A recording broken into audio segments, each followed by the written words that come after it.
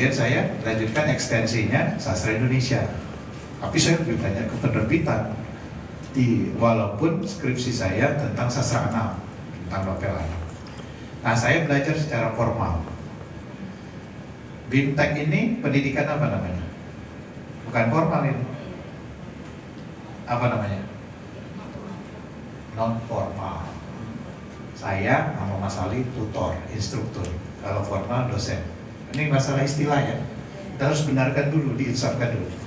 Kalau Bapak Ibu bertemu sastrawan besar, terus kepada sastrawan itu, tolonglah Bapak angkat saya sebagai murid, gitu kan? Suhu. Itu namanya pendidikan informal. Nama orangnya yang ngajari kita itu siapa namanya? Mentor. Jadi beda tutor dengan mentor. Kalau mau tahu mentor, nonton film Karate Kid.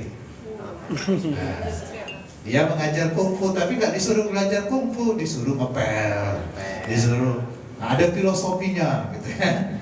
Nah, Bapak Ibu yang mana ini? Yang formal, non formal, informal? Tiga-tiganya?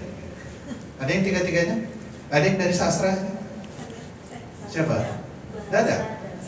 Ya, bahasa dan sastra. Kita anggap satu orang. Yang lainnya? Ada yang dari sains? Kamu pasti? Oh, dari balai itu sama. Linguistik tapi kan? Ada yang, pendidikan bahasa dan sastra.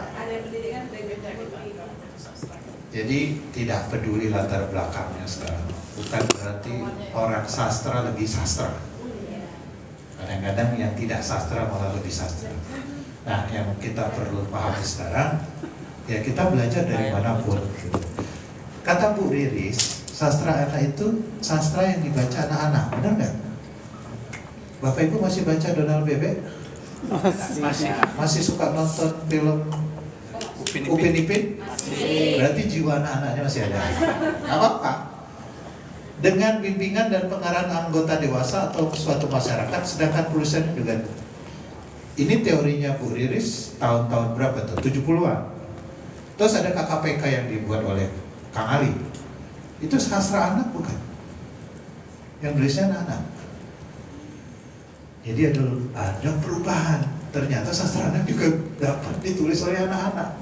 Tapi umumnya sastra anak itu muncul dari orang dewasa. Kapan dimulainya Bapak Ibu? Tahu nggak sejarahnya? Sastra anak itu mulai ada di dunia kapan? 1600-an. Mulai berkembang 1800-an. Dulu cerita anak itu bukan cerita orang dewasa. Anak-anak nggak punya cerita. Yang namanya folklore itu bukan cerita anak. Ingat. Ya, Gulliver Travels, Robin Hood, apalagi itu. Diakui anak-anak sebagai cerita mereka, maka direndahkan, namanya didekonstruksi. Kalau Mas Ali tadi istilahnya apa Mas? Melakukan folklore itu? Restorasi. Ya, istilah dalam sastranya dekonstruksi. Jadi contoh nih, Si Tudung Merah. Penulisnya siapa? Anonim kan? Nggak tahu. Folklore itu. Tapi ketika diteliti, cerita Si Tudung Merah itu mendorong pembunuhan serigala besar-besaran. Jadi terdorong orang itu, serigala itu musuh manusia. Maka didekonstruksi akhirnya cerita Si Tudung Merah itu serigala sahabat manusia. Diubah. Itu folklore. Nah, baru mulai muncul Hans Christian Andersen. Di Indonesia kapan mulainya? Sastra anak. Ini penting. Kalau kata Bung Karno, jas merah jangan sekali-sekali meninggalkan sejarah. Kapan kita mulai kenal sastra?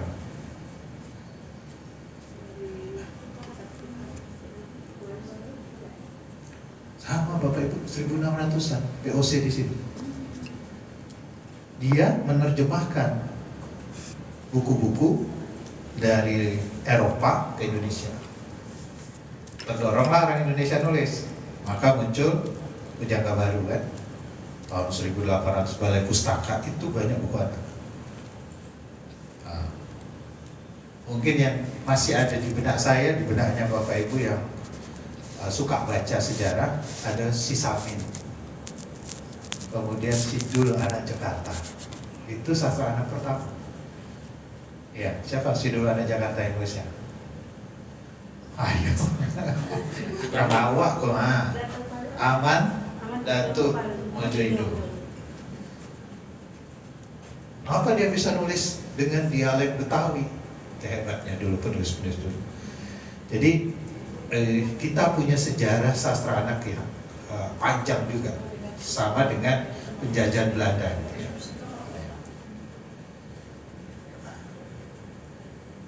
Nah, ini prinsip sastra yang selalu dikutip nih sama anak-anak sastra, dulce et utile, indah dan berguna. Sastra itu pasti indah dan berguna. Menggunakan bahasa sastra yang mengutamakan keindahan dan kepraktisan dan memberi kesenangan dan pemahaman tentang kehidupan. Nah, maka nanti muncullah konsep di perjenjangan buku itu membaca untuk kesenangan. Jadi kalau Bapak Ibu bikin buku anak tidak senang, itu bukan sastra anak. Bukan orang tuanya yang senang ya, anaknya yang senang. Jadi keberhasilan kita nulis buku anak itu anak senang. Ya, nah itu yang nanti menjadi tantangan kita. Dan tadi yang ditanya konflik tadi, lihatlah dengan mata anak-anak. Maka Bapak Ibu pernah jadi anak-anak? Pernah. Pengalamannya pahit, manis, atau datar aja nggak ada apa-apanya gitu kan? Gelombang. Campur. Bisa nggak ditarik lagi? Enggak. Konflik. Saya pakai kacamata usia 2 tahun. Kelas 2, berarti usia 7-8 tahun. Dari lahir. Jadi waktu TK itu saya udah mulai nggak kelihatan. Terus orang tua saya, bapak saya nguji saya. Ini apa bacaannya? Dari jauh kan? Bungkus rokok. Nah, bapak saya perokok berat. Saya tahu itu rokoknya kan Dunhill. Saya baca Dunhill, oh berarti nggak apa-apa katanya. Padahal saya udah ngapal gitu. Diperiksa sama dokter, oh dari lahir. Nah, konflik yang saya hadapi, saya kacamata pecah. Ada kacamata saya disenggol teman, pecah. Ada kacamata saya, itu udah konflik. Bagi anak-anak, memecahkan vas bunga ibu itu konflik. Nah, sejauh mana konflik yang tajam, yang rumit ya, kita nyebutnya kompleks, sampai yang sederhana. Bapak Ibu panggil pengalaman masa lalu kita jadi anak-anak. Bagaimana menciptakan konflik itu? Memang betul, nanti di jenjang A nyaris, bukan nyaris, hampir. Bedanya nyaris sama hampir apa Bapak Ibu? Bahasa Indonesia. Nyaris? Nah, hampir. Jadi kalau dia hampir dinikahi oleh pengusaha itu. Alhamdulillah kan Bu, hampir. Dia nyaris dinikahi. Itu berarti musibah. Jadi jenjang A hampir memang tidak ada konflik. Belum dapat diberikan konflik yang serius sekali gitu. Jenjang B1 mulai naik sampai C. Nah, jadi konflik di anak-anak itu banyak. Ya. Bukan konflik seperti cerita orang dewasa, beda. Sesuatu bagi anak-anak bisa jadi konflik. Kucingnya meninggal, konflik. Ya. Sepedanya di Sumatera juga cagak kan, standar itu. Nah, anak saya kan, Pak, standarnya nggak bisa ini, konflik bagi dia. Terus saya capek kan, nanti aja benerin. Tapi malam-malam saya benerin. Itu bagi dia udah konflik. Ban kempes, konflik. Nah, tinggal mengolahnya jadi cerita bagaimana. Oke, Bapak Ibu. Jadi menurut Hak dan dalam Nurgiantoro menekankan children's book are books that have the child eye at the center. Buku anak, sastra anak adalah buku yang menempatkan sudut pandang anak-anak sebagai pusat penceritaan. Sehingga nanti ada onak yang harus kita cabut tuh, onak di buku anak, duri. Yang tadi udah sampai cerita kuliner jadi cerita proses membuatnya. Tadi udah singgung-singgung STEM itu berat dalam sastra anak. Jadi Bapak Ibu perlu pelatihan untuk memasukkan semua STEM. Boleh nggak satu unsur, dua unsur saja? Sebenarnya boleh. Jangan sampai masukkan STEM jadi cocok logi. Itu kemarin tuh di beberapa balai dan kantor, STEM-nya ada Pak. Dia dikasih uang sama ibunya, kembaliannya berapa? Itu udah match katanya gitu kan. Bukan itu. Coba Bapak Ibu lihat di dalam literasi dasar itu ada calculate and counting, berhitung dan memperhitungkan. Pak Bambang, kalau sampai rumah Pak Bambang melewati berapa rumah, itu berhitung atau memperhitungkan? Berhitung. 1, 2, 3, 4. Pak Bambang, dari rumah Pak Bambang ke sekolah itu berapa jam? Nah, kan beda kan? Jadi yang nge-match itu adalah berhitung gitu loh. Jadi saya rencana memang akan buat materi tentang STEM ini. Bagaimana memasukkan STEM satu persatu, dan kalau dia masuk itu hebat. Semuanya bisa masuk. Kalau hanya 1, 2 unsur, oke. Ya, nggak masalah, tapi masuk. Tapi kalau memaksakan kita usahakan masuk semua, itu hebat, gitu ya. Nah, semua buku anak adalah sastra anak, fiksi maupun non fiksi. Karena itu penulis buku anak wajib menulis dengan cita rasa sastra, bukanlah sesuatu yang indah dan berguna. Ini kata-katanya dia Aki. Penulis apa nih, Bapak Ibu? Ateis. Kenapa dia ngomongin sastra anak? Karena pada saat itu penulis tahun 70-an, sastrawan ditantang menulis sastra anak. Maka dia katakan buku yang bagus serta menarik bagi anak-anak adalah karya para sastrawan besar. Saat ini ada nggak sastrawan menulis cerita anak? Sebutkan siapa sastrawan sekarang. Ada nggak? Susah kan Bapak Ibu mencari kan? Sastrawan nasional yang Bapak Ibu kenal sekarang nulis cerita anak? Apa ya? Aduh. Naning Pranoto. Pak Daning masih ada, tapi dia kan sastrawan yang sudah lama juga itu, ya. Yang masih ada Pak Joko Lolono gitu masih ada. Itu angkatannya Yuhanto Setiawan, tapi yang angkatan baru ada nggak? Karena nggak ada tantangan. Gitu.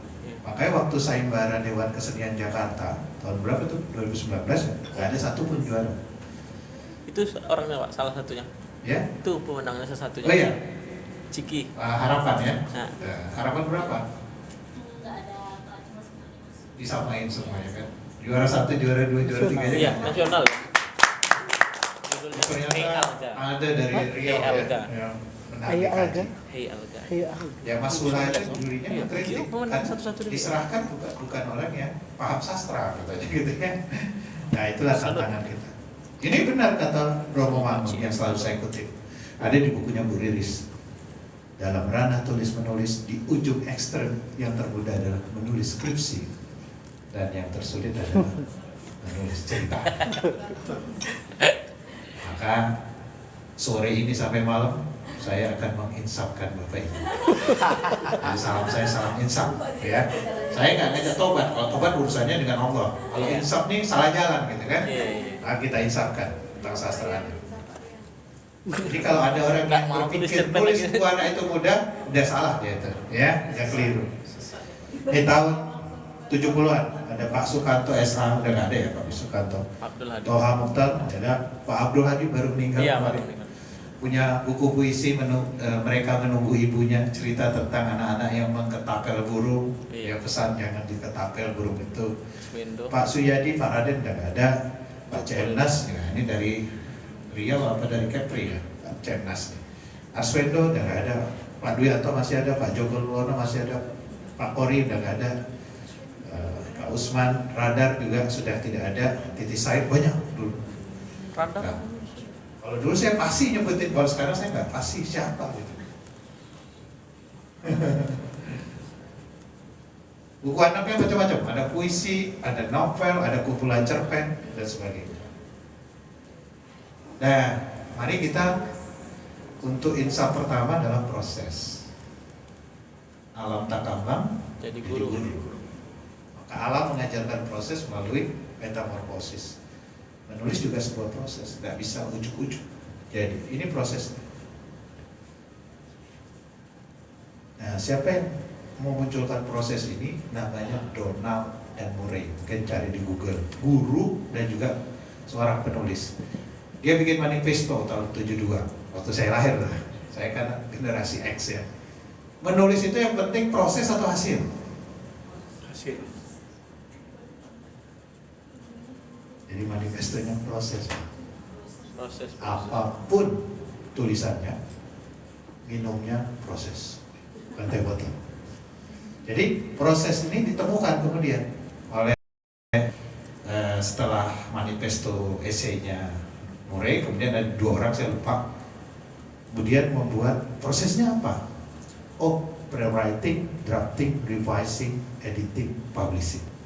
Sehingga kalau Bapak Ibu nanti mengajarkan menulis, ingat prosesnya diajarkan semua. Jangan cerita proses kreatifnya Bapak Ibu. Saya tuh nulis begini, nggak sama semua orang. Itu yang sering terjadi di pelatihan menulis. Pelatihnya nyeritain bagaimana dia nulis. Iya. Gak sama Bapak Ibu. Kalau ini sama semua. Apa yang dilakukan? Kira-kira menurut Bapak Ibu pre-writing itu ngapain? Sebelum nulis, cari ide. Ide ditemukan atau dicari? Cari. Ditemukan. Prinsipnya bahasa ya. Walaupun ada yang mengkritik saya, gimana cara menemukannya? Mencari katanya dia, gitu kan?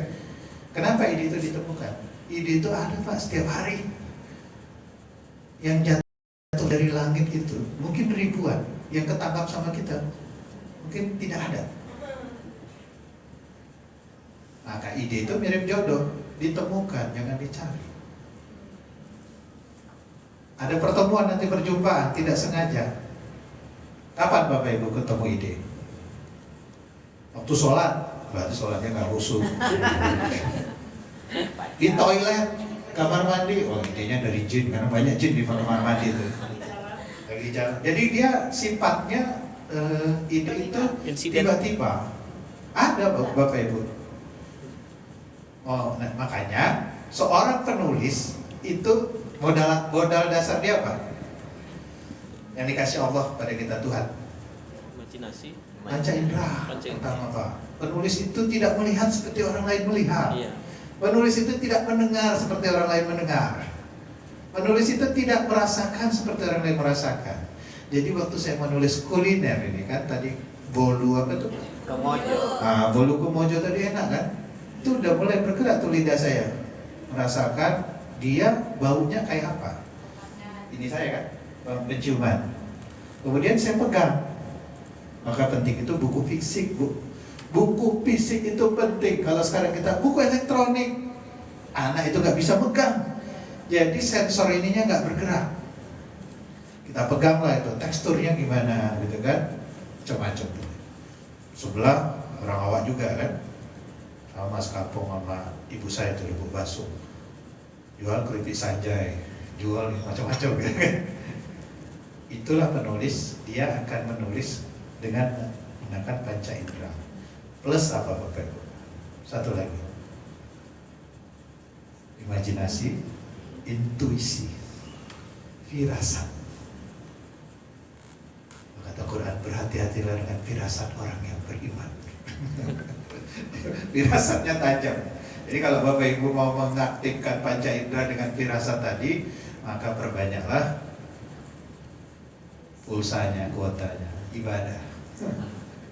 Kuotanya banyak, ketemu dengan ide yang baik. Kuotanya sedikit, ketemu dengan ide yang buruk. Nah, itu kan. Jadi ini proses pra menulis itu betul menemukan ide. Lagi terus. Kedua, setelah ide ditemukan, dicari, ditemukan. Riset, termasuk mengumpulkan sumber. Bapak Ibu risetnya gimana sekarang? Bagaimana melakukan riset? Observasi? Wow, saya mau kemarin kan di Kepri tahun lalu, Tanjung Pinang. Wah, saya mau ke makam Raja Ali Haji, naik pompong sama istri, ketakutan istri naik pompong. Jadi saya merasakan, oh ya observasi, naik pompong itu berapa menit ke sana kan? Terus naik perahunya kayak apa gitu kan? Nah itu tergambar di benak saya. Ketika nanti saya mau cerita tentang saya mau ke makam Raja Ali Haji misalnya gitu, cerita anak gitu dibuat. Nah itu reason. Apalagi Bapak Ibu di pramenulis?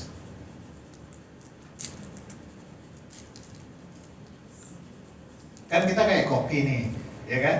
Penulis itu seperti koki. Di kulkas itu ada macam-macam. Bapak Ibu mau masak apa?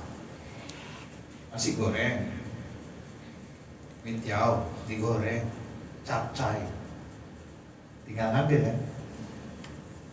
Ada lagi tingkat kesulitan. Di kulkas itu cuma ada telur, nggak ada apa-apa lagi. Bapak Ibu mau masak apa? Itu kreativitas. Kalau dikasih banyak, bingung, kasihan.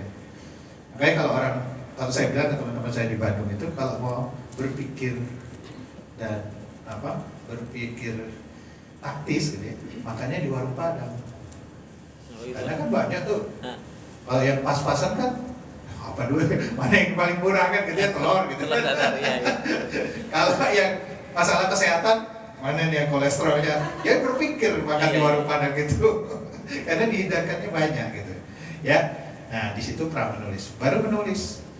Menulis ini Bapak Ibu, menulis saja, jangan mikirkan tata bahasa, jangan nulis saja. Kalau Bapak Ibu nanti, kan besok kita belajar swastunting, udah ada jiwa penyuntingnya bisa langsung. Tapi bagi saya sih, kalau nulis naskah jangan sambil menyunting, nggak selesai-selesai. Biarkan saja. Nanti ada revisi dan menyunting. Revisi bedanya dengan menyunting apa? Kalau revisi lebih ke penyajian sama struktur Pak. Nanti kalau di cerita itu alurnya ini terlalu lama, bertele-tele. Ya, anak mau ke dapur aja sampai 5 halaman dibikin gitu. Itu revisi. Terus, bahasanya terlalu ketinggian, kita rendahkan untuk anak. Revisi. Kalau menyunting fokusnya ke kesalahan, salating gitu kan. Ketika Pak Bambang datang jadi ketiak Pak Bambang datang gitu kan. Memarut kelapa jadi memarut kepala orang. Hati-hati dengan salatik bahasa Indonesia, dia bisa menimbulkan arti baru. Itu yang bahaya tuh, nulis nabi jadi babi, karena N dengan B dekat. Nggak diperiksa lagi sama editor yang lolos. Udah. Baru terakhir menerbitkan. Itu prosesnya yang baku Bapak Ibu. Maka proses kreatif kita pertama tadi udah disampaikan Kang Ali, sastra anak. Nanti perjenjangan buku baru menulis. Sama dengan Mas Ali, menulis dengan riang gembira. Jangan nulis buku anak sampai sedih, mikirin cicilan gitu kan. Nah, nggak bagus ya. Nah, kira-kira apa yang diharapkan anak ketika membaca buku? Bapak Ibu udah punya anak semua? Keponakan, jika dia diberikan buku, apa di benak mereka itu? Seru, menghibur mereka kan. Kedua, mendapatkan pengetahuan baru. Apalagi Bapak Ibu? Makanya prinsip membaca kesenangan itu macam-macam. Kesenangan batin, kesenangan apa lagi? Kesenangan mencari tahu pengetahuan. Ada lagi kesenangan sosial. Kesenangan sosial itu apa Bu, Bapak Ibu? Membaca anak-anak kita terhubung dengan kita penulisnya. Jadi bagi mereka, kalau Bapak Ibu berkunjung ke sekolah, saya ini penulis buku, itu luar biasa. Saya sudah mencoba. Anak-anak itu bertemu dengan kita itu sangat antusias. Karena bagi mereka, penulis buku itu hebat. Saya nulis buku Tanya Jawab Anak Muslim pada saat saya di MKS di Agim. Karena ada nomor HP itu, nomor SMS teman-teman. SMS-nya mengagetkan. Mau nggak menikah dengan ibu? Oke. Dia sambung lagi. Kata ibu, ayah tidak akan kembali. Kalau Kak Bambang nikah, kan bisa cerita setiap hari. Terus muncul lagi SMS dari ibunya, minta maaf gitu ya. Pak Bambang balas nggak? Ya, saya nunggu dulu kan. Karena mau balasnya bingung kan. Baik, nah cerita ini fakta memperlihatkan kita memandang anak-anak itu tidak sama, Bapak Ibu. Ada anak-anak yang gembira, ada anak-anak yang mengalami yang tadi situasi orang tuanya. Ada anak-anak yang tidak beruntung, ada anak-anak yang beruntung. Maka prinsip kita sastra anak itu untuk menguatkan mereka. Pertanyaan saya boleh, Bapak Ibu, boleh nggak mengangkat cerita sedih ke dalam buku anak? Boleh nggak? Ada nggak Bapak Ibu yang menulisnya sedih? Ini tema yang paling saya sukai. Ya, betul Ibu. Jadi walaupun sedih harus happy ending. Kematian orang terdekat, kematian binatang peliharaan. Iya. Nah itu di Eropa, di Amerika dikuatkan supaya apa? Membuat anak itu kuat. Iya. Jadi yang tadi Getsi itu, tema Getsi itu tema itu Bapak Ibu. Hati-hati dengan Getsi ya. Getsi itu menampilkan anak berkebutuhan khusus misalnya. Kan gender, disability, sama satu lagi apa? Inklusif, terbuka. Nah, kebanyakan terjebak waktu nulis buku cerita anak disabilitas. Apa? Anak disabilitas itu tadinya dihina gitu kan, tiba-tiba dia jadi juara. Itu bahaya buat anak disabilitas. Kenapa? Di pikiran mereka, oh aku harus jadi juara dulu baru dihargai orang. Oh, Nah, hati-hati. multi tafsir lah kan? Iya. Saya nyebutnya buku tiran. Jadi istilahnya high interest, low reading level. Jadi anak-anak berkebutuhan khusus itu tinggi sekali minatnya membaca, misalnya robot, tapi dia kemampuan membacanya rendah. Maka kita berikan tema yang robot tadi, tapi dengan bahasa yang indah. Nah, itu ada ilmunya sendiri, Bapak Ibu. Makanya kemarin badan bahasa kan buat itu tuh. Perundungan itu tema-tema berat. Saya sempat kritik itu tema berat yang enggak. Jadi beginilah, penulis buku anak dikasih tema itu nggak akan bisa sebelum dia paham semuanya ya, psikologis secara hebat gitu. Jadi ini buku anak yang baik, buku yang disukai anak dan berkesan, itu aja. Jadi mengetes buku Bapak Ibu diterima oleh anak-anak kalau dia menyelesaikan, bahkan membaca berkali-kali. Ya belum? Jadi nggak selesai kita nulis, itu udah. Oh pokoknya saya juara, selesai. Harus cari tahu buku kita direspon nggak sama anak-anak itu. Perlu seperti itu. Dan kita sebaiknya tidak menggunakan ukuran orang dewasa ketika menulis cerita anak. Ini orang dewasa yang nulis. Menurut kita itu menarik, tapi menurut dia enggak. Jalan satu-satunya risetnya bagaimana Bapak Ibu? Tadi kan risetnya gimana? Untuk nulis buku anak. Bergaul dengan anak. Bergaul. Saya suka duduk itu Bapak Ibu, kadang-kadang saya nimbrung anak. Saya marah kan kalau saya nimbrung. Dengerin cara mereka berceloteh, itu masuk ke dalam alam bawah sadar saya. Nanti pas aku nulis kita panggil itu. Bisa nggak Bapak Ibu nulis buku anak tapi membenci anak-anak? Soalnya.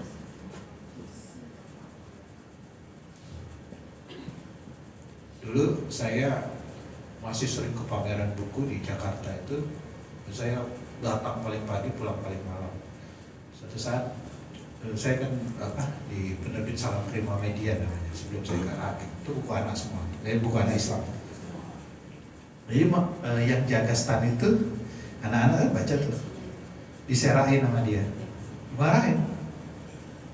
Saya panggil, kamu jual buku anak, kamu nggak boleh memarahi di depan orang tuanya gitu.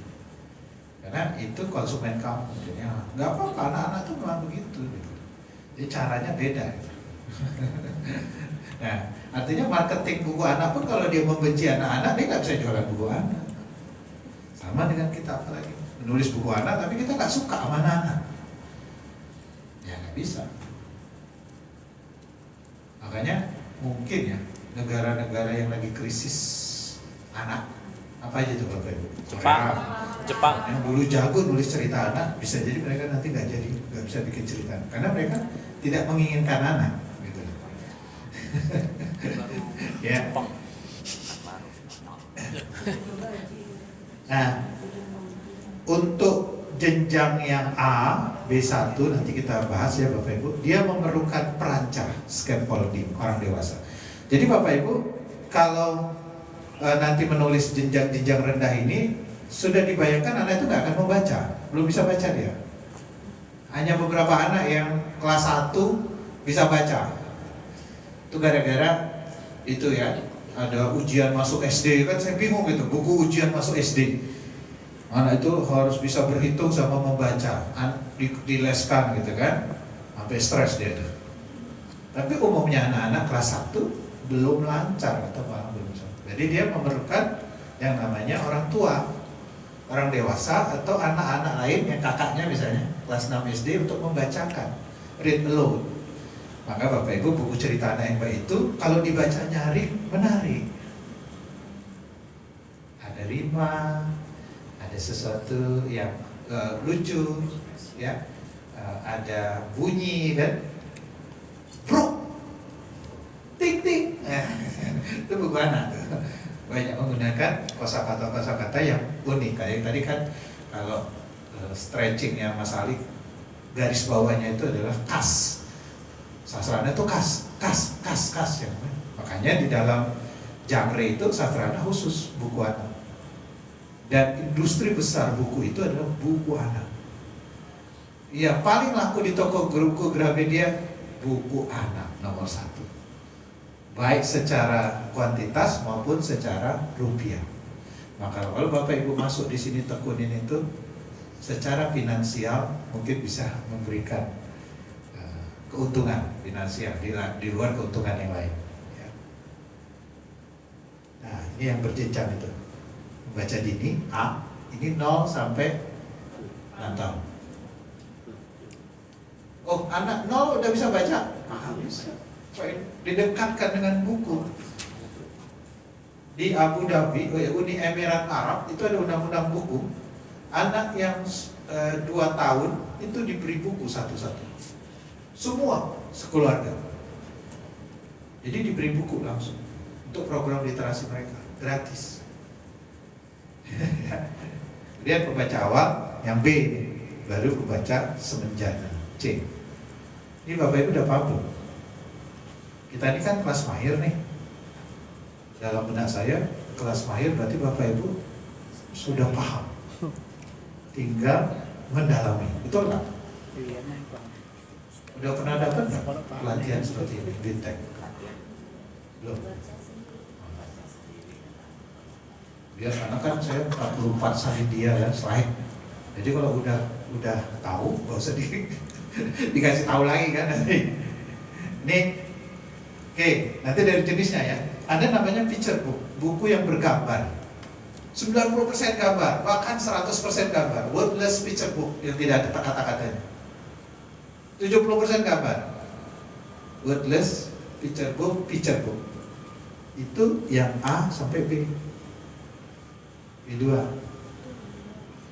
B3 udah naik nih. Namanya chapter book. 50-50 gambarnya, atau gambarnya lebih sedikit. Chapter itu berarti bukunya sudah ada babnya.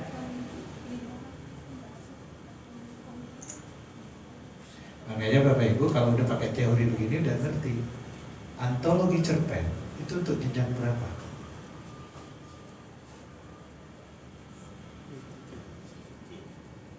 B3.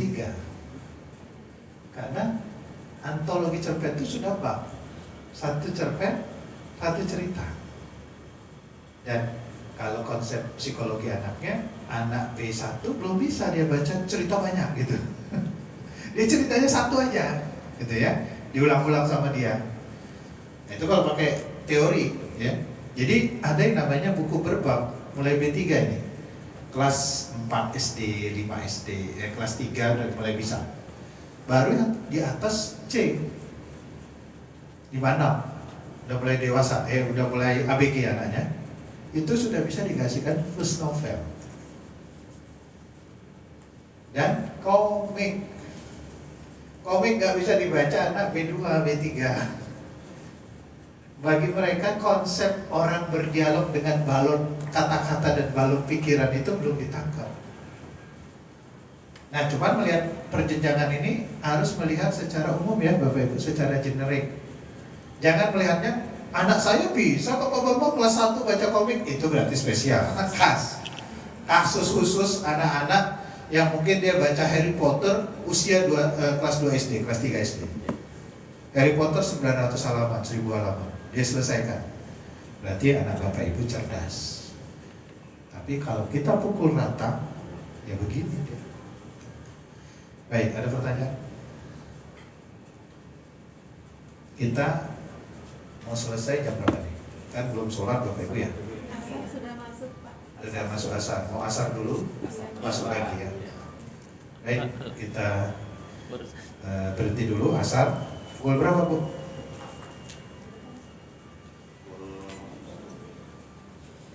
16.30 Pak. 15 menit. Nah, jadi kurang. Ya, lebih kurang ya. Silakan Bapak Ibu. Ya, saya setia menanti. Ada orang Minang kan gitu kan Pak, rumah makannya pagi sore gitu kan. Dan pagi sore siang malam. Kalau mau nanti ya. Tentu Kalau mau pulang suka nanti. habis tuh. Ambiak surang juga, Pak. Ya. Ambiak surang. Ambil surang. Silakan.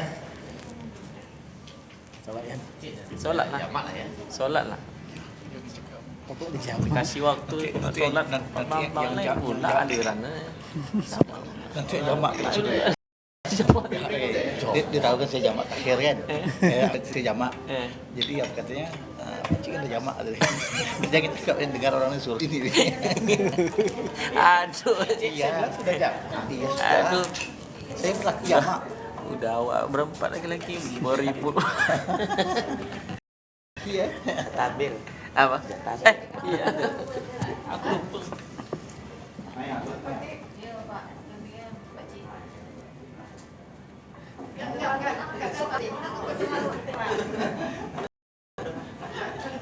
Kita istirahat sholat dulu.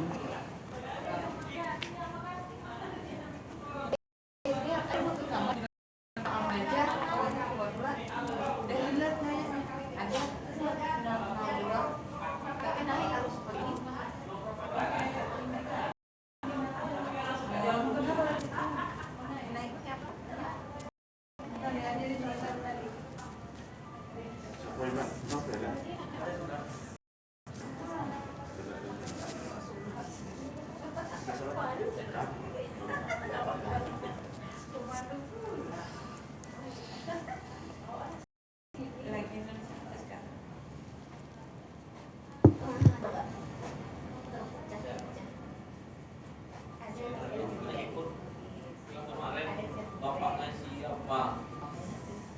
Daring yang editor. Yang merevisi buku. Ya pusbok nanti ya. Kan bapak ngasih materi itu.